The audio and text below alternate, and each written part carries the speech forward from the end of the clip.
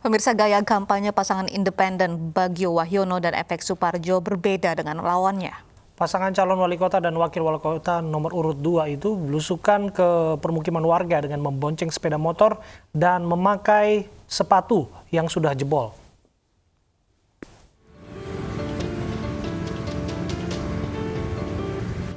Inilah kampanye yang dilaksanakan pasangan calon wali kota dan wakil wali kota Bagio Wahyono dan Efek Suparjo. Pasangan independen ini berkampanye secara terpisah dengan membonceng sepeda motor bersama timnya. Efek Suparjo berkampanye dengan cara bersilaturahmi kepada para tokoh agama di Surakarta. Sedangkan Bagio Wahyono belusukan ke permukiman warga untuk meminta dukungan dan doa restu kepada masyarakat untuk maju menjadi wali kota Surakarta. Namun ada yang berbeda, Bagio Wahyono justru belusukan dengan memakai sepatu yang sudah jebol. Menurutnya sepatu ini masih nyaman digunakan untuk berkeliling kampung. Perkenalkan diri untuk sebagai calon wali kota, ini istilahnya kalau orang Solo khususnya itu kan pakai toto kromo ganggu, ya kita kan istilahnya memanusiakan manusia, ya gitu mas. Artinya memang Solo tidak bisa semata-mata ya sebatas kita itu kan pagernya pagar mangkok, ya bukan pagar tembok. Jadi kita real nyata, ada chemistry antaranya masyarakat dengan calon pemimpinnya. Calon wali kota Surakarta nomor urut 2 Bagio Wahyono bersama 5 orang timnya menilai gaya kampanye ini bersilaturahmi dari hati ke hati dengan menemui langsung masyarakat. Dari Solo, Jawa Tengah, Septiantoro, iNews melaporkan. Berbeda dengan rivalnya, pasangan Gibran Rakabuming Raka dan Teguh Prakosa memilih berkampanye online dengan kotak virtual. Hal tersebut untuk mencegah kerumunan orang di tengah pandemi.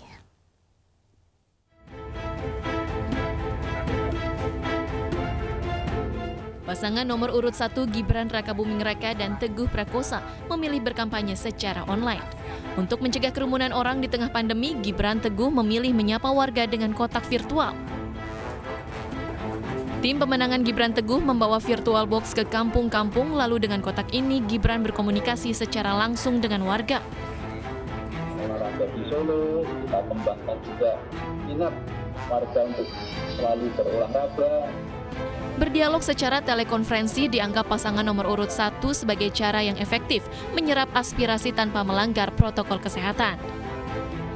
Kita biasanya mendatangi rumah warga satu persatu, kita dengarkan keluhan-keluhannya apa. Nanti di sana ada tim yang sudah mencatat atau biasanya memfoto KTP agar bisa langsung di follow up. Warga pun mengaku senang dengan adanya kampanye virtual box karena seperti bertemu langsung dan bisa berkomunikasi dua arah sekaligus mengurangi kerumunan. Agar tidak melanggar protokol kesehatan, pasangan Pilwakot Surakarta nomor urut 1 ini berencana tidak akan menggelar kampanye tatap muka dengan banyak warga karena bisa membuat kerumunan. Dari Surakarta, Jawa Tengah, Septiantoro, iNews melaporkan. Calon wali kota Medan Bobi Nasution belusukan ke pasar tradisional Pulau Brayan, kota di Kecamatan Medan Barat. Berbagai keluhan disampaikan pedagang kepada kandidat calon wali kota nomor urut 2 tersebut.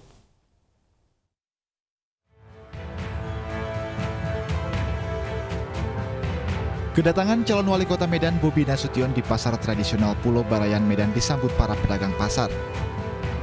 Mereka menemui menantu Presiden Jokowi ini untuk menyampaikan keluhan mulai fasilitas pasar dan kondisi pasar yang kumuh. Selain itu, suami dari Kahiyang Ayu ini juga menyempatkan berbelanja buah sambil mendengarkan keluhan para pedagang pasar. Pedagang berharap jika terpilih menjadi wali kota Medan, Bobi bisa membenahi pasar Pulau Brayan menjadi pasar yang layak untuk pedagang dan pembeli yang datang dan memberi kemudahan untuk pinjaman modal dengan bunga yang rendah. Pedagang mengaku saat ini hanya mengandalkan pinjaman dari rentenir dengan bunga pinjaman yang tinggi. Dari Medan, Sumatera Utara, Said Ilham, iNews melaporkan. Sementara itu, calon wali kota Medan nomor urut 1 Ahyar Nasution mengunjungi pemulung yang mengalami kecelakaan kerja. Ahyar Nasution mengajak para pemulung untuk mengelola sampah menjadi pakan ternak sebagai alternatif penghasilan tambahan.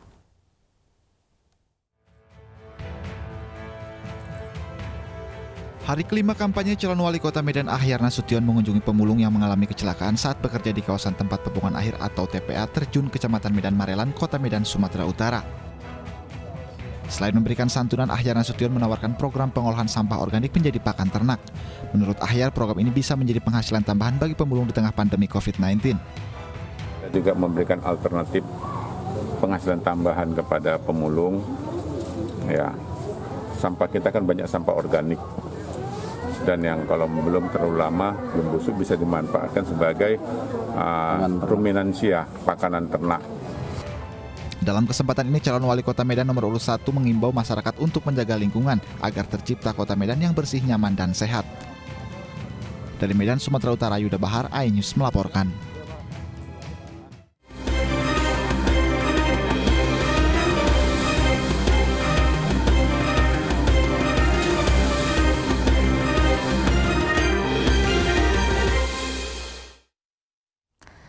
Pemirsa, Barreskrim Polri kembali memeriksa saksi terkait kebakaran gedung Kejaksaan Agung. Dari 4 saksi yang diperiksa, 2 diantaranya pejabat Kejaksaan Agung. Menurut Karopenmas Divisi Humas Polri Brigjen Awi Setiono, keempat saksi diantaranya dari Kejaksaan Agung, Kementerian Perdagangan. Selain memeriksa saksi, Barreskrim juga melengkapi berkas administrasi penyidikan dan melaksanakan gelar perkara yang dipimpin Kabarreskrim Polri.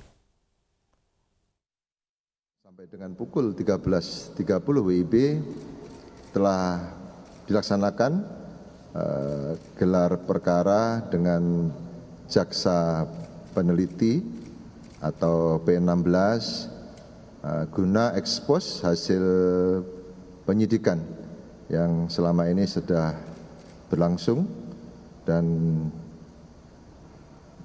gelar perkara tersebut langsung dipimpin oleh Kabarreskrim Polri dan dihadiri juga oleh Jampidum Kejaksaan Agung RI.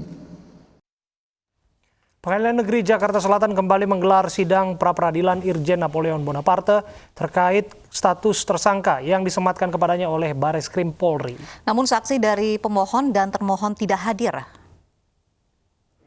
Sidang pra-peradilan Irjen Pol Napoleon Bonaparte semula digelar pukul 10 waktu Indonesia Barat. Namun saksi dari Napoleon selaku pemohon dan Barreskrim Polri sebagai termohon tidak hadir.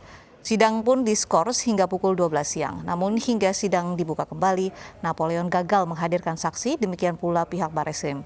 Hakim Suharno akhirnya menunda sidang hingga besok pukul 9:30 waktu Indonesia Barat dengan agenda membacakan kesimpulan.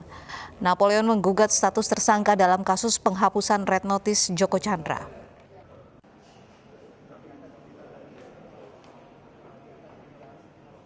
Pemulung di Cikarang Barat, Bekasi, Jawa Barat dibunuh lalu hartanya dirampas. Kami kembali untuk Anda saat lagi.